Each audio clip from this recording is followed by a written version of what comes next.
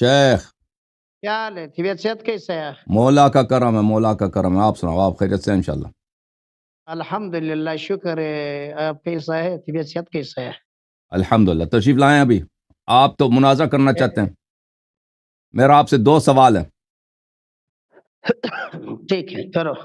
توحید پہ مناظرہ کرنا چاہتے ہیں. پہلا میرا آپ سے سوال یہ ہے، کیا آپ کا یہی ادعا ہے کہ جو بھی شخص مردے کو پکارے، چاہے وہ اچھا آدمی ہو، بڑا آدمی ہو، رسول اللہ صلی اللہ علیہ وسلم و اہل بیت علیہ السلام، ان کو پکارے، یہ پکارنا ان کا سبب شرک ہے؟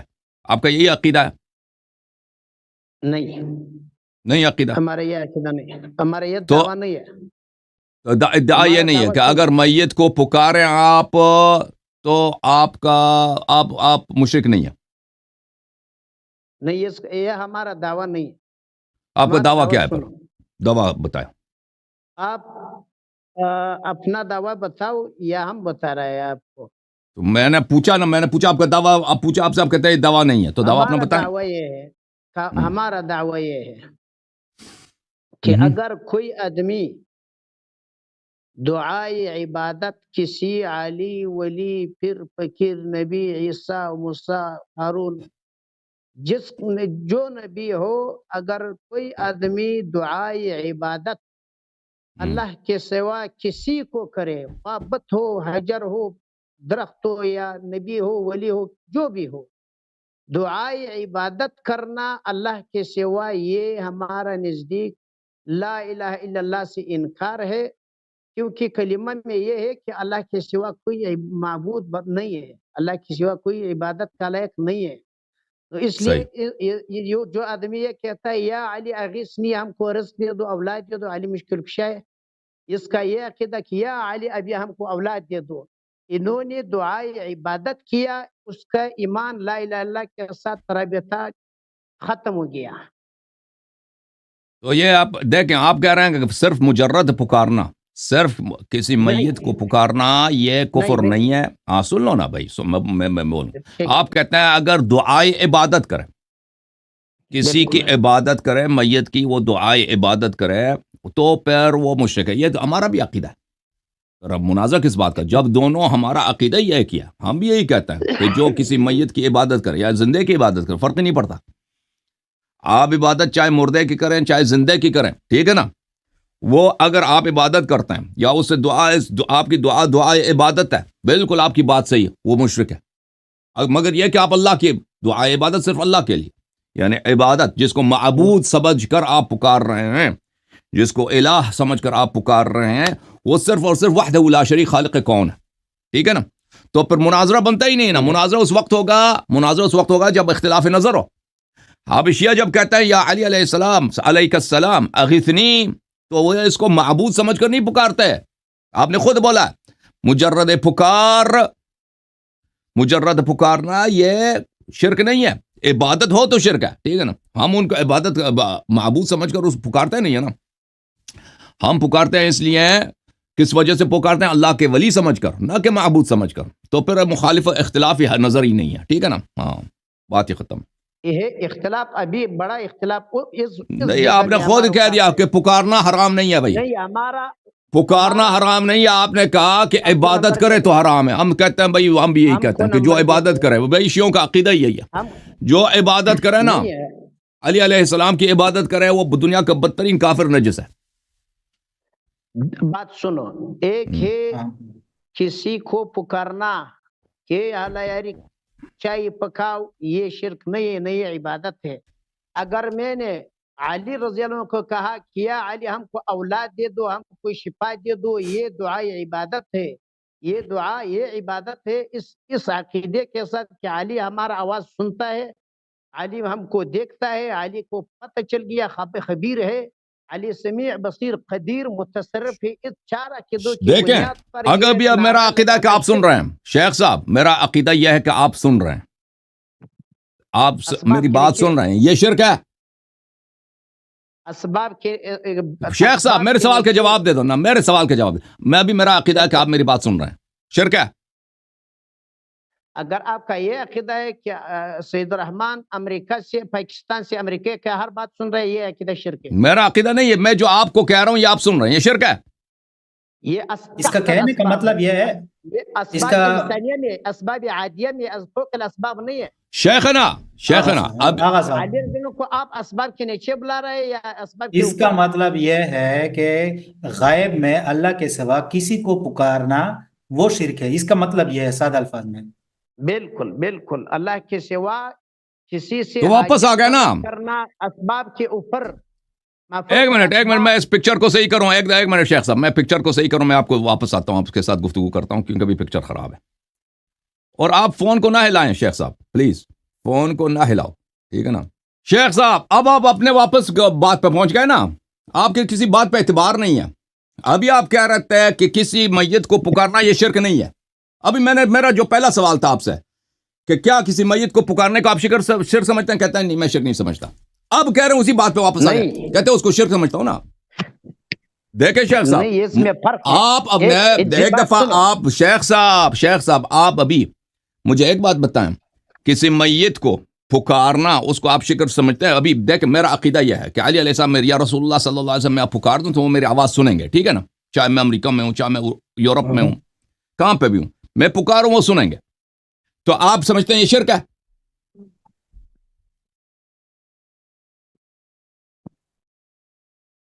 شیخ صاحب بتائیں نا. شیخ صاحب کو آپ پھر اس نے اپنا ہیڈ فون خراب کر دیا. آواز نہیں ہے آپ کا، کوئی آواز نہیں ہے. میرا آواز ہے، آپ کا نہیں ہے بھائی. آپ کا ہیڈ فون خراب ہے.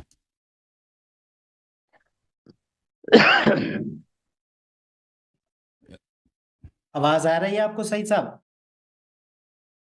حافظ سعید ہو، آواز بالکل آپ کا بند ہوتا ہے. بند ہوتا ہے. ہلاؤ اس کو موبائل میں، اس کو ہلاؤ موبائل میں. او شیخ صاحب آپ چلے گئے نا. ابھی قلندر بھائی میں نے ان سے شروع میں جو کہا تھا نا کہ اگر کوئی میت کو پکارے آپ کیا اس کو شرک سمجھتے ہیں؟ کہتا ہے میں اس کو شرک نہیں سمجھتا. اب اسی بات واپس آ گیا، کہتا ہے مشرک ہے کیونکہ آپ نے اس کو سمیع سمجھا. نہیں، یہ ابھی یہ کہنا یہ چاہ رہا تھا نا، اصل میں جو پہلے مدعا تھا شیعہ حضرات جو اس طرح کہتے ہیں وہ کافر ہے، تو اس کے اوپر تو آپ نے بڑا سخت اس کے اوپر ایک سوال لگا دیا کہ پہلے اس کا بتاؤ، آگے جائیں گے نہیں. تو اس نے وہ سارا کچھ ریپریزنٹ کیا ہے شروع سے. تو اب اس کا کہنے کا یہ مطلب ہے کہ غائب میں اللہ کے سوا ہم چاہے کسی ولی سے مدد لیں، وہ جو سا بھی مدد ہو. نہیں، وہ اگر آپ اس کو سمیع سمجھتا ہے نا، پکارتے ہیں تو سمیع سمجھ کر پکارتے ہیں نا، سمیع سمجھ کر پکارتے ہیں. تو اگر کوئی اس کو سمیع سمجھ لے، چاہے اسے مدد نہ مانگے، ٹھیک ہے نا، مدد نہ مانگ لے، صرف پکارنا ہی شرک بن جاتا ہے کیونکہ آپ نے اس کو سمیع سمجھ لیا. اگر آپ نے سمیع سمجھ لیا کہ وہ سنتا ہے، پکارے نہ بھی تو اس کو شرک بننا چاہیے نا. صرف پکارنے سے مشرک نہیں بنتا. آپ نے جو ہی سمجھ لیا کہ میرا بات سنتا ہے، مشرک ہو گیا جی، ٹھیک ہے نا. آواز نہیں ہے تیرا شیخ، ایسے فضول کر رہا ہے. آ گیا پھر چلیں. ہاں آ گیا، ٹھیک ہے. آپ موجود تھے. بھائی کوئی اچھا سا فون خرید لو، ہیڈ فون خرید لو، کیمرہ اپنا دیکھ لو. حالت ہے تیرا کیمرہ گندا ہے میرے خیال میں. نہیں گندا نہیں ہے، کیمرہ ٹوٹ گیا. ابھی ہمارا مائک کس طرح ہے؟ یہ حضرت میں نے اس کو گفٹ کرنا تھا، لیکن یہ کسی سے گفٹ نہیں لیتا ہے نا، کیونکہ یہ شرک سمجھتا ہے کسی اور سے مدد لینا. اسباب کے نیچے شرک نہیں ہے، اسباب سے اوپر شرک ہے. جس طرح علی کو کہے کہ یا علی اغیث نے ہم کو اولاد دی، یہ شرک ہے. شیخ صاحب یہ اسباب کے اوپر اسباب کے نیچے آپ مانتے ہیں کہ دنیا میں غیبی اسباب بھی ہیں؟ ایک ہے تحت الاسباب جو انسان ایک دوسرے سے طلب کرتا ہے کہ ہم کو. شیخ صاحب آپ مانتے ہیں؟ میرے سوال کا جواب دے دو شیخ صاحب. یہ چالاکی نہ کرو پلیز، میں نے جو سوال کیا اس سے پوچھو. کیا آپ کا ایمان ہے کہ اللہ نے دنیا میں بہت سارے اسباب بنائے جو ہمیں نظر نہیں آتے، غیبی ہیں؟ ایک ہے فعل اللہ کا فعل، ایک ہے مخلوق کا فعل. او بھائی اللہ کے علاوہ اللہ نے فعل مانتا ہے، جیسا اللہ کے مخلوقات ہیں نا ہمیں نظر آ رہے ہیں. آپ ہیں، میں ہوں، آپ مجھے کہتا ہے کہ پانی دے دو، میں کہتا ہوں جی بسم اللہ پانی پی لو، چائے پی لو، ایک نظر آتا ہے نا اس طرح. اب میں دوبارہ سوال نہیں پوچھوں گا بھائی. اب چالاکی کیا، سوال کا جواب نہیں دیا نا تو میں آپ سے گفتگو نہیں کروں گا. پھر مجھے غصہ نہ دلاؤ بھائی صاحب. سوال سب کو سمجھ آ رہے ہیں، آپ کو بھی سمجھ آیا؟ کیا آپ مانتے ہیں کہ اللہ تعالیٰ کے بہت سارے اسباب ہیں، بہت سارے اسباب جو ہمیں نظر نہیں آتے، غیب میں؟ مانتے ہیں نہیں مانتے؟ غیب میں ہے نا، اللہ کا اسباب ہے، ایک مخلوق بس کا چھوڑو، بس کا بات ہے، ایک وہ سب کا بس مخلوق کا ہیں، بات ہے۔ سب مخلوق ہیں، جتنے غیبی اسباب ہیں سب مخلوق ہیں۔ ہمارا اور آپ، بس ٹھیک ہے بھائی، ہمارا سوال اور کا آپ جواب نہیں کے- دے رہا۔